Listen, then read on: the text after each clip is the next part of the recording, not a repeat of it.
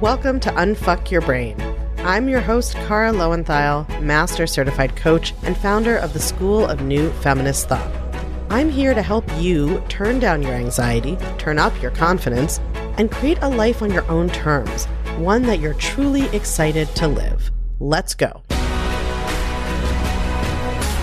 Hello, my friends. So last week, I talked to you about how it's okay if big accomplishments feel anticlimactic, and I stand by that. And it's also okay to feel joyful when exciting things happen.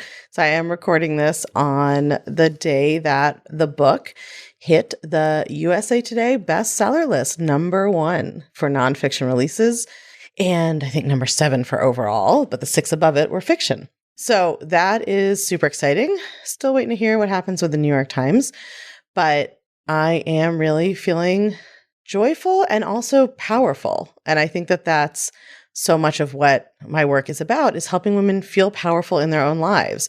I feel like a deep satisfaction at having worked so hard to accomplish this goal. And I would feel deeply satisfied even if I hadn't accomplished this goal, because I did that work and that work stands regardless. But it's also fun when you do hit a goal, and it's okay to take joy and pleasure in that. I think women are so socialized to downplay our own successes, and God forbid that we seem excited about something we've accomplished. It's as though that is somehow saying that we think we're better than someone else, which is not an affliction that men suffer from. So I just want to celebrate that with all of you. And I want to celebrate you celebrating yourself for whatever you have done that makes you feel proud and joyful. I'm actually thinking a lot about the concept of joy and how it's sometimes an uncommon emotion for those of us who are a little type A, a little focused on achievement, a little focused on self-betterment, and are, feminists who are in touch with what's happening in the world, which is often very troubling.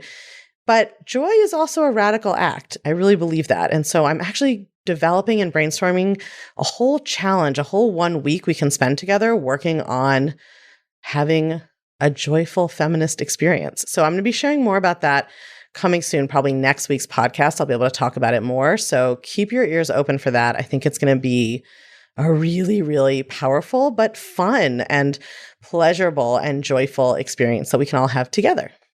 This week, we have an interview with Amy Morin, who is an amazing therapist and author. She has several books out, but we're going to be talking mostly about her book, 13 Things Mentally Strong Women Don't Do. So feels perfect for today because I am feeling like a very mentally strong woman, not just from coaching, but having survived this book process and having produced this incredible return in my model about the book. And I really love this conversation with Amy, and we really talk about some of the studies and social science that shows why women are socialized the way they are, and then the kind of mental habits that we want to create to be mentally strong. So it's a perfect companion piece for this week, and I can't wait for you all to listen. Okay, welcome, my friends, my listeners. I'm so excited for today because I am talking to Amy Morin, and she is the author of 13 Things Mentally Strong Women Don't Do.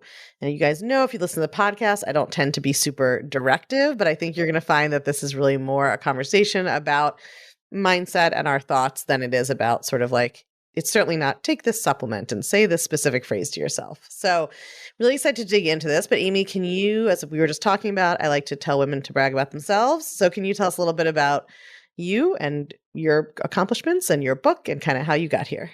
Happy to do so. Thanks for having me, by the way. I'm a therapist by trade, and in my 20s, I lived a decade I'd never want to relive in my life. I lost my mom pretty soon after I became a therapist, and she died of a brain aneurysm, so she was essentially fine one minute and gone the next. And that started me on my own journey of what does it mean to be mentally strong? It wasn't just about teaching people in my therapy office anymore. And when I was 26, it was actually 3 years to the day that my mom died, my 26-year-old husband died. He had a heart attack. So I'm a widow, I don't have my mom, and I'm supposed to be a therapist who helps other people deal with their problems. And still don't really have the language to describe that period of my life other than to say I was in a dark place. Took a long time to dig myself out, learned a lot about mental strength from my own journey. A few years later, I was fortunate enough to kind of get a fresh start in life. I got a new house, got a new job, got remarried, and life was starting to look better. But my father-in-law was diagnosed with terminal cancer. And on one of the worst days of my life, I wrote myself a letter about what mentally strong people don't do. I was in a dark place and I just thought, I don't want to grieve. I can't grieve one more loss. What am I going to do about it? But clearly I didn't have a choice. So wrote myself this letter and thought, all right, just read this letter today. And if you don't do these certain things, you'll be okay. A few days later, I thought, well, if this letter helps me, maybe it would help somebody else. I put it on the internet and I thought like 5 people would read it, but 50 million people read it. One of those people happened to be a literary agent who said you should write a book. And within a month, I had a book deal with HarperCollins. But the issue at the time was there was no context for the article, so nobody knew why I wrote it. They thought, oh, you're a therapist, you mastered these things. But the truth was I struggled with all 13 of those things. So came forward and said, yeah, I actually struggle with those things. But after I wrote the book came out the next year, I had a lot of people saying, like, what does it look like to be a mentally strong woman? Because when people talk about mental strength, they often talk about Navy SEALs, elite athletes, who are predominantly men. So I had a lot of women saying, okay, but what does it look like to be a strong woman? And the study that really clinched it for me, that made me decide, yeah, I need to write a book for women, was when they asked 5-year-old little boys and little girls, what does it look like to be brilliant? And all the little 5-year-old boys pointed to a picture of a man, and all the 5-year-old girls pointed to a picture of a woman. And then they asked them at age 7, point to somebody who looks brilliant. And all the kids, all the boys and all the girls all point to men. And you think, well, what happens between 5 and 7? We go to school. And what do we learn? We learn about all of these presidents and astronauts and scientists and all of these amazing people who historically have been men. So I thought, yeah, you're right. We need a book for women. And so that's how 13 Things Mentally Strong Women Don't Do came about, because I wanted to talk about those societal pressures and the things that happen to us that maybe men don't experience, and how that can lead to certain bad habits that could keep us stuck in life. There's so much in there to unpack. That's first of all, what an intense, I know this is a podcast about how strong people handle things, but I still feel like I need to say I'm sorry that happened. That is quite especially to have on the same day, what a painful kind of experience. That 5 to 7 gap is fascinating, that that's when that starts, kind of to be able to pinpoint it so precisely. That makes me want to run home and make sure that my 7-year-old stepson has enough books about, his mother's a feminist and so am I. So he's pretty well set, but that makes me want to go to every kindergarten in the country and just donate books about famous women. Okay, so there's so much we could talk about and so much we're going to talk about. And I will just preview. People obviously need to go buy the book if you want to learn the 13. We're not going through all 13 on the episode. That's what we call a teaser. Go buy the book. Where can people find the book, by the way? Is it just everywhere books are sold, or do you have a particular... Yeah, it's pretty much everywhere books are sold. Okay. Some people have, their website they prefer. So can you talk to us a little bit about that piece of you learn history? It's obviously through the male perspective and the great man theory of the universe still that we hear. But you also talk in your book about some research about how teachers treat children differently based on gender. And I'd love if we could start talking about that, because in the coaching work that I do, I just see how early this starts, people's formative memories around when they learned that there was a difference based on gender, that they should be a certain way based on gender. It's I was coaching someone earlier today who remembers being a child and getting excited about someone, and someone saying to them something she'd accomplished, and someone saying don't get too big for your britches, right? How early that begins. So can you talk a little bit about that?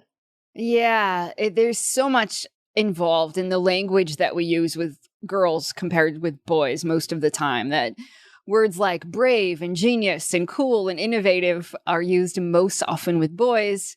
When it comes to the praise that girls hear, it's usually about their appearance. You're sweet, you're beautiful, you're pretty. And we use the word perfect with girls more often too. When they color a picture, we're likely to say, oh, that's perfect, which we know makes them afraid to make a mistake. It makes them fearful that they can't be creative, or they worry that if they put their ideas out there, they might not be good enough. Instead of being praised for their effort, wow, that's amazing. You did all of that hard work and that you tried again when you messed up. So it's definitely the language that we use that makes an impact, but it's also the approach that we use. When little girls are playing with something and maybe it topples over, we know from the research that adults are much quicker to swoop in and fix it for them.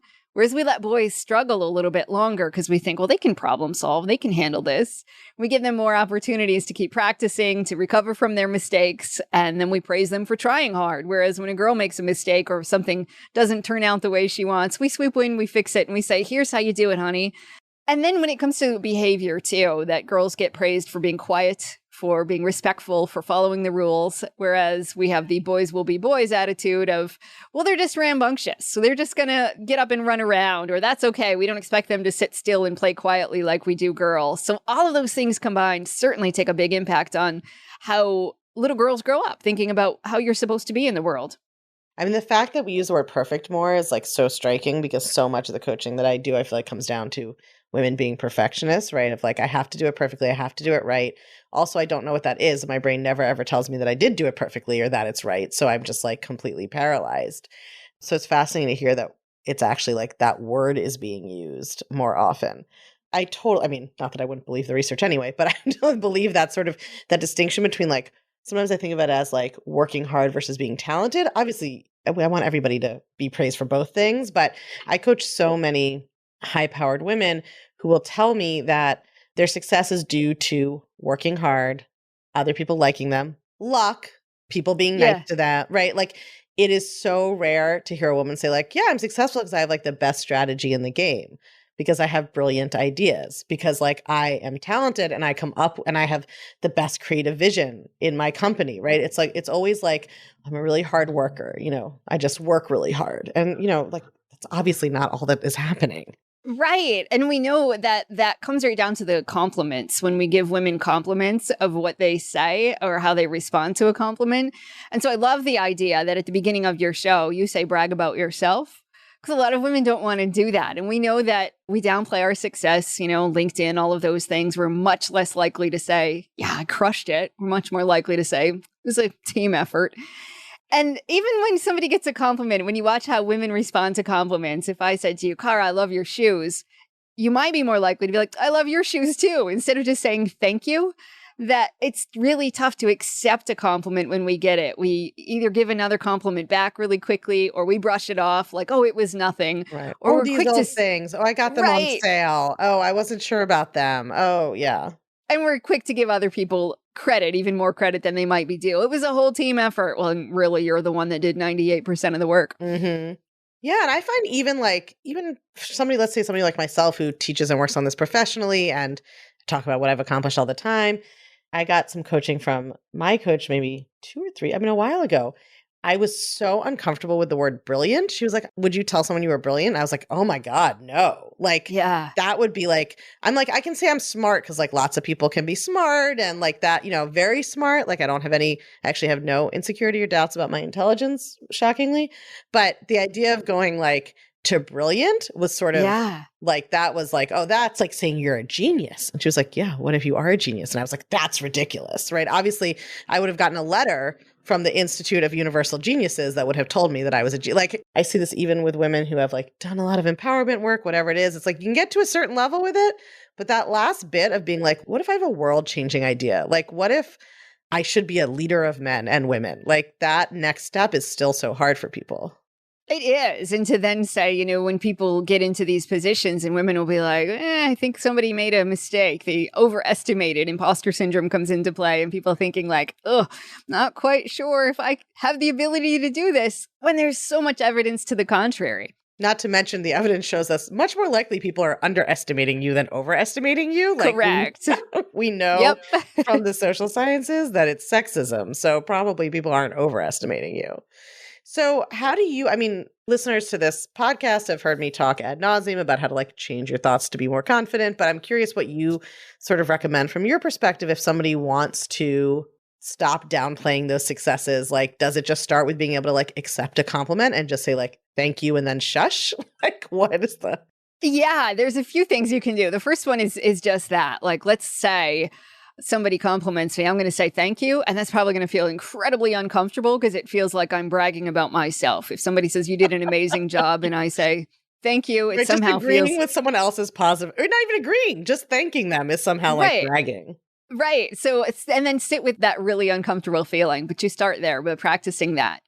And then another thing would be to just recognize, like, okay, if it's true that I am brilliant, what would I be doing today? Like, how do brilliant people act? How do confident people act? And you start to chip away at some of those behaviors. And it might be those subtle little things, like I don't speak up in a meeting as often as I could because I have a little bit of self-doubt.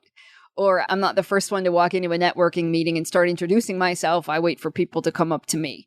But just making some small changes can make a huge difference in the way that your brain sees you.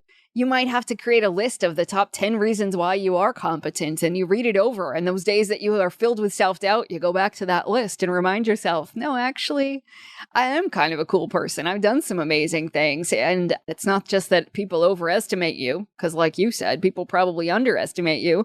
But I have this proof and I have this evidence so that on the days when that self-doubt creeps in, if I have this list of, now here's 10 things that prove I'm a pretty amazing person, sometimes it's helpful to just take that list out and read that over. Mm-hmm.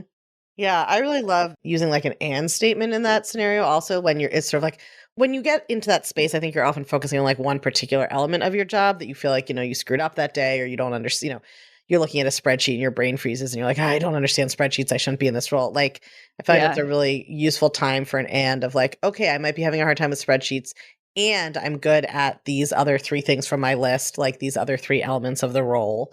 But I also love, I feel like I don't spend enough time on the podcast talking about this because there's just so many things to talk about, but the importance of like that connection to the future version of you who is the person you want to be. I used to do this so much.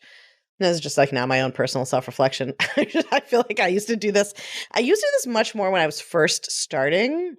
I think both thought work in my business, like, because it was such a huge identity shift that I had to be actively spending a lot of time thinking like, what is a person with at that time, my goal was like $100,000 business think like? Like, what is a CEO? I've never thought of myself as a business person. What does that person think like? Like, what is that?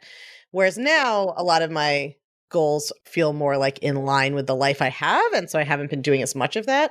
But that's such a powerful, like, you will be shocked how much your brain already knows about who that person is and how they think. You have to ask it. You have to try to access it. That's just it. Our emotions come into play, and sometimes we're like, I feel kind of scared, so this must be risky, so I'm not going to do it. Or I feel kind of insecure, so therefore I must not belong, and I don't want to do anything about it. Sometimes you just have to realize, act like the person you want to become. You start taking those steps first, even though it feels uncomfortable, and it will shift the beliefs that you have about yourself. My friend, if you have ever said to yourself, I just don't know what I should think instead, or I don't know what else I could believe, I have the solution for you. It is called the Encyclopedia of New Thoughts. It is a 30-page compendium of new thoughts that you can borrow, work with, alter, adapt, build off of to come up with amazing new thoughts for yourself, or you can just borrow them straight from the page. It's organized by topic. It's searchable. It has so many amazing new thoughts for you wherever you are in the process of working on changing a thought. We've got neutral, ladder step thoughts. We've got goal thoughts. You'll never have to tell yourself that you don't know what to think instead again. And you can get the Encyclopedia of New Thoughts totally free when you order a copy of Take Back Your Brain this week. Go to unfuckyourbrain.com/book to get your copy, or text your email to +1 347 997 1784, and the code word is book. You are not going to want to have to go the rest of your life without this incredible resource. So go grab your copy and grab the Encyclopedia of New Thoughts now. Maybe we can just hash this out a little bit, because in my experience, both the way I teach, but in my experience with myself, like the way I would describe that is you have to have the tiniest bit of belief that you can do it before you're able to do it, right? Like if somebody, like I definitely don't believe I can fly, and I'm not going to jump out the window and try, right? Or like, yes, I don't believe I would make the WNBA playoffs, and I'm like definitely not even going to try. So the way I would describe that, just so people listening to the podcast feel like things make sense, I'm not saying something different than I normally say, is like you have this little seed of like, maybe it's possible. I have to believe that it's like a little bit possible. Absolutely. And then to at least have that door open, because like you say, and I'm 100% with mental strength, like I'm 100% comfortable with like accepting my limitations. I'm not going to make the NFL, and if I don't make the NFL, it's not because I didn't try hard enough. It's for many other reasons. And to accept that there are certain things I'm not going to do in life, and that's okay. But the things I'm going to put some effort into, the things I just have to be open to the fact that maybe there's a possibility. If I wanted to become a dentist, could I do it? Maybe, but I wouldn't know until I tried. So obviously, yes. Because when people come in and they say to me, like, that's not going to work, whether we have a new strategy or it's like, hey, try this. And they say that's not going to work. I'm like, you're right. As long as you are convinced something is not going to work, I guarantee it is not going to work. If you're at least open to the idea that it might work, then we can work on that. Right. And what you're saying is so important in the sense that people in the podcast might be used to hearing it a little bit differently, but it's really like the way I would describe what you're talking about is like, you can't be like, okay, I'm going to go to therapy or coaching and get perfect, absolute confidence so that when I go forth and do the thing, I don't have to have any uncomfortable emotion or experience any failure, right? That's just the perfectionism again. It's like you have to have a little bit of belief, a little bit of openness, enough to take that first action. Then as you're describing, it's like you get the positive feedback, not necessarily positive like it all works out, but like you can do it. You survive. Maybe you have some success. You're able to deal with challenges. And then you get to keep building from there. I definitely see this in coaching all the time of people wanting to be like, okay, I'm going to get like everything mentally and emotionally figured out so that I can just like take the action without ever feeling scared. And I'm like, that's not a thing we're doing. Yes. And I see a lot of people that are like, well, everybody else is completely confident and I'm not, so therefore I don't belong. So I shouldn't try this new thing or I shouldn't put myself out there. Or they think it's intuition too. Like, I have this nagging feeling I just shouldn't do this. So it's my intuition saying not to.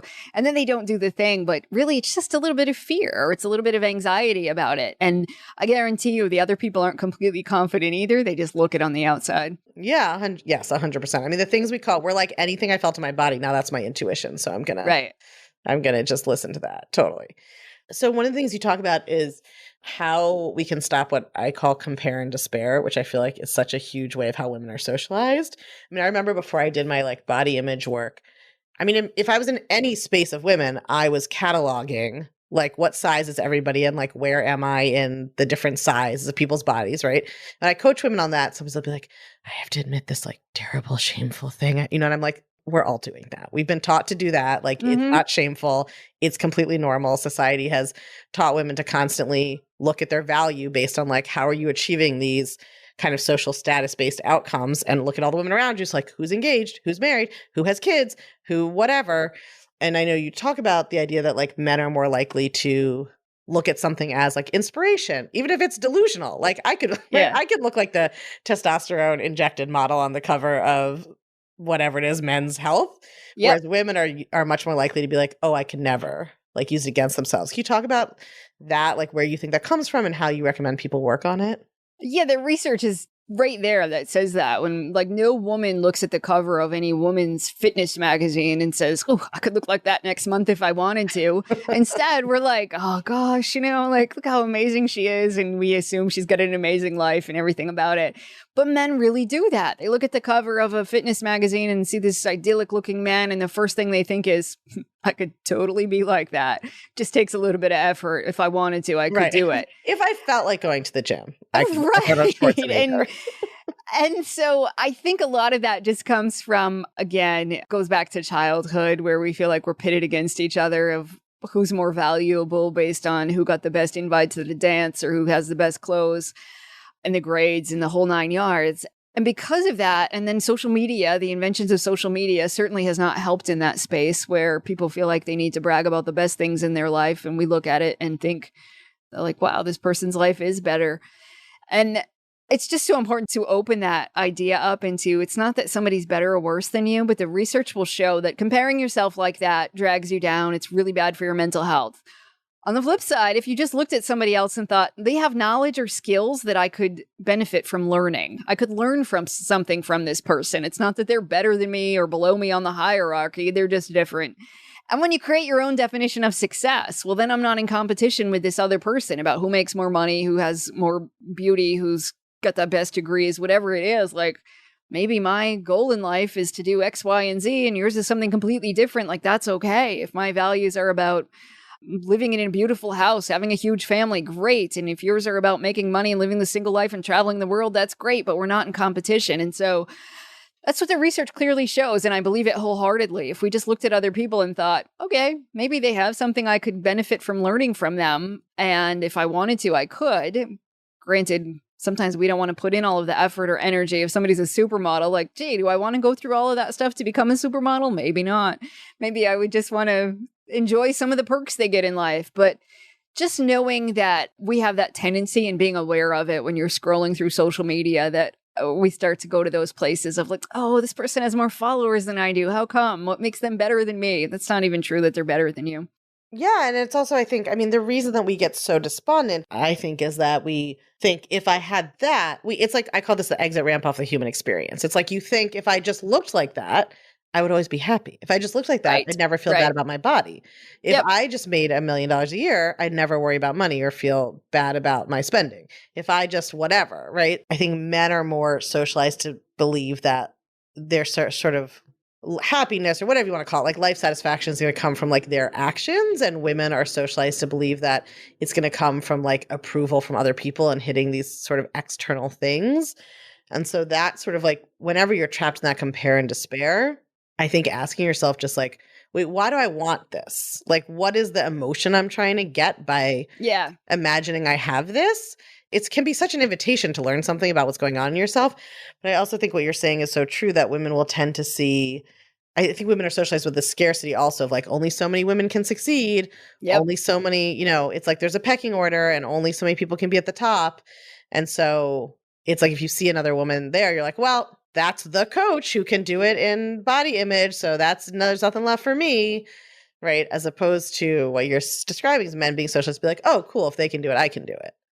Which is such a crucial. Right. And that whole idea of, there's only so many seats at the table. And if I don't climb the ladder, if I'm not doing all the right things, then I'm not going to be one of the few who gets that seat. I do think that creates that mentality where we end up feeling like we're pushing and shoving our way, and that you have to grasp every straw that you can to finally feel good enough.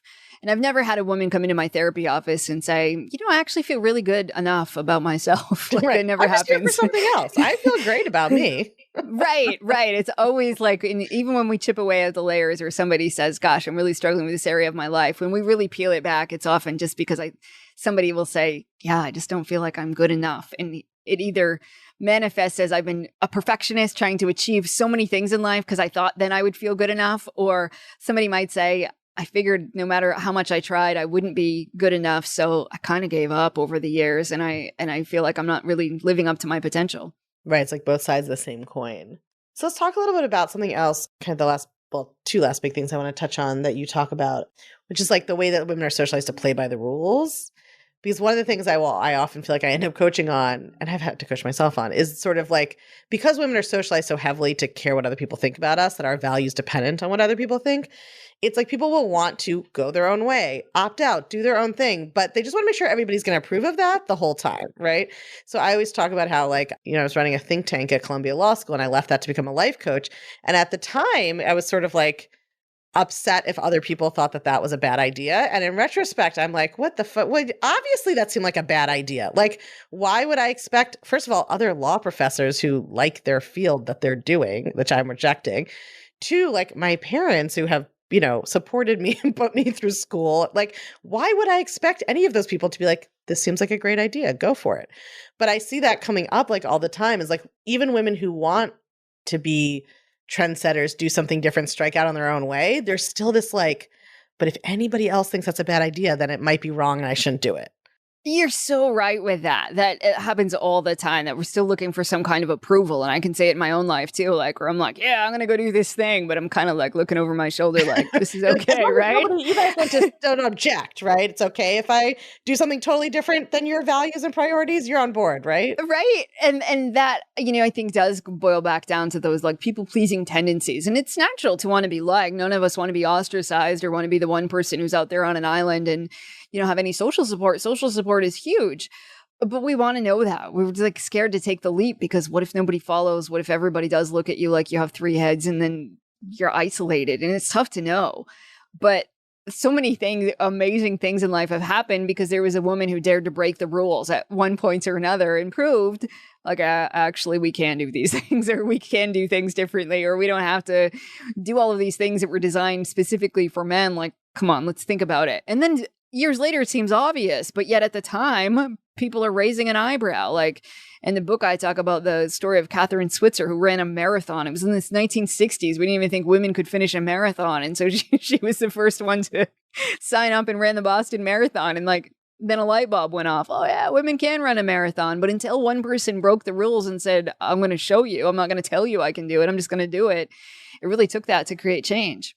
It's so wild that recently people didn't think a woman could like run a marathon. Right. It's like not long ago. So wild. So will you tell us like what's your favorite or your favorite today of the 13 habits? Just pick one and share one with us. I would say maybe just that the women don't downplay their success. I think that one is one of the biggest ones, that if we could just all brag about ourselves and feel confident in saying, this is actually what I did, and it's something kind of cool. Oh, I think we could all then have the confidence to cheer each other on and feel comfortable saying, okay, maybe I can go out there and create some positive change. Yeah, I love that. Okay, everybody's homework is to go look in the mirror and talk about your accomplishments. Just try it just for yourself.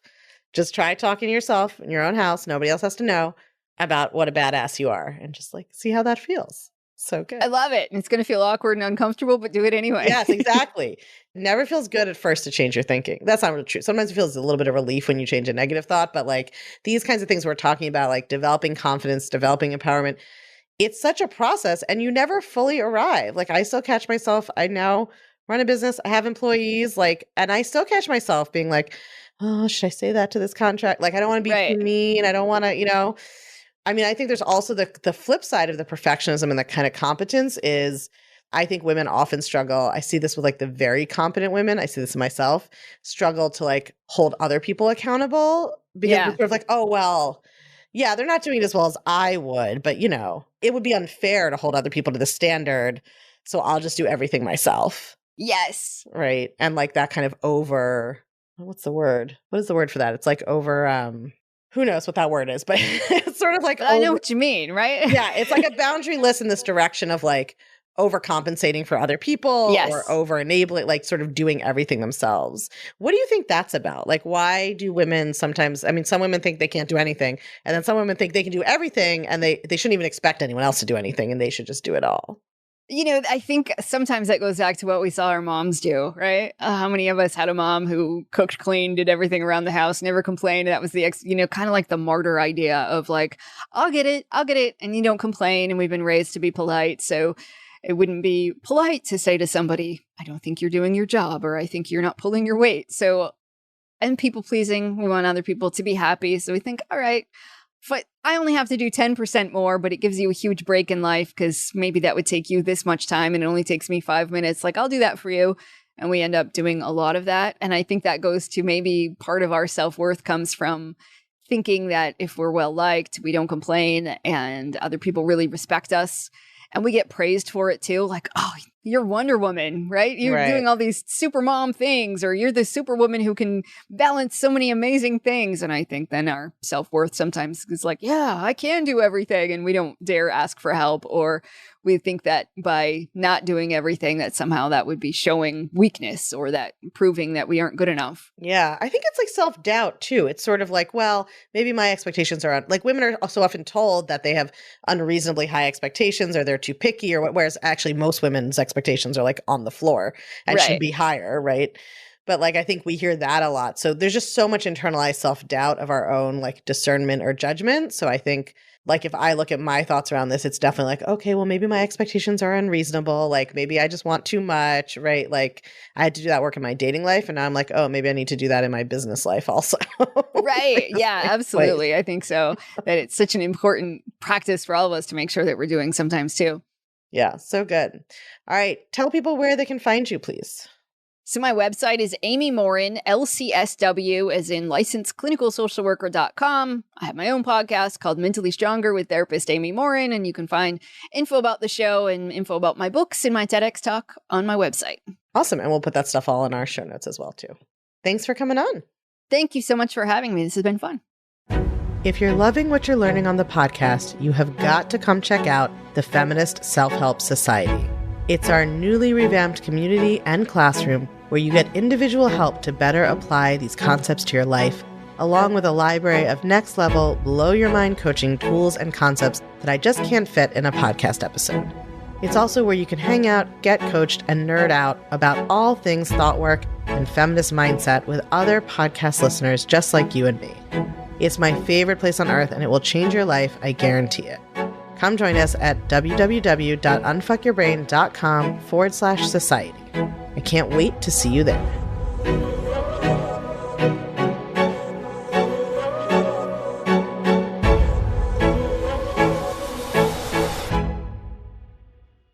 Listen, sometimes it's hard to come up with a new thought. I get it. Even I struggle sometimes.